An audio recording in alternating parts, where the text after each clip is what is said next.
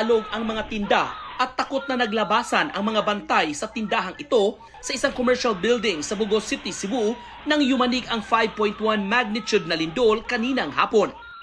Pati sa isang ukay-ukay, dali-daling tumakbo ang mga mamimili. Gawas, Mike! Gawas, Mike! Relax lang, relax lang! Nag-unahan palabas ng kanilang silid ang mga estudyante ng Cebu Roosevelt Memorial Colleges dahil sa tindi ng pagyanig at sa kalagitnaan ng sashing activity ng Miss Bugo 2026, niyanig ang isang kandidatang nagtatalumpati noon. To rise, rebuild, and shine after it passes. This is the spirit of Serbisyo sa Bugo, a community that serves. Agad itinigil ang programa. Dugay-dugay dyan siya nahuman mga 10 seconds. Una kay ni hinay siya ya. Hantod nga ni paspas siya. Wala na lang ipadayon ang ilahang sashing.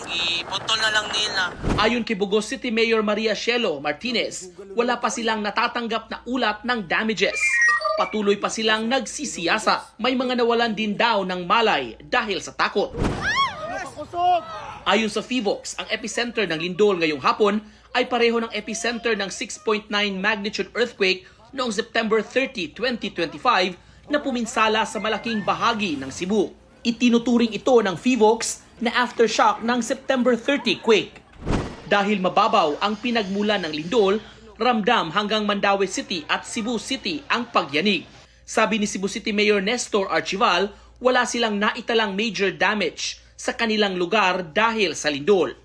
Pati na sa karatig na mga probinsya, tulad sa Palumpon, Leyte, kung saan nagsilabasan sa kanilang classroom ang mga mag-aaral. Hanggang sa Iloilo City kung saan nagsilabasan din ang mga empleyado ng City Hall. Mula sa GMA Regional TV, Nico Sereno, GMA News.